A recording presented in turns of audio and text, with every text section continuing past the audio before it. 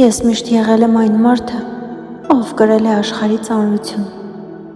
Ես սկսեցի դանդաղ հեռանալ բոլորից։ Սկսեցի մաս-մաս հավաքել ինձ, իմ էներգիան, ավելի քիչ մարդիկ, ավելի քիչ քաոս, ավելի քիչ խոսակցություններ, ավելի շատ օդ, ավելի քիչ ես բոլորին պարտական, ավելի շատ ես եմ որոշում ու ընտրում։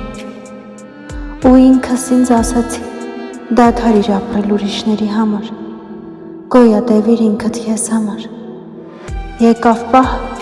երբ անմարդկային ցավը վերածվեց անպարտելի բնավորության, ու ես սկսեցի ապրել ինքս ինձ համար։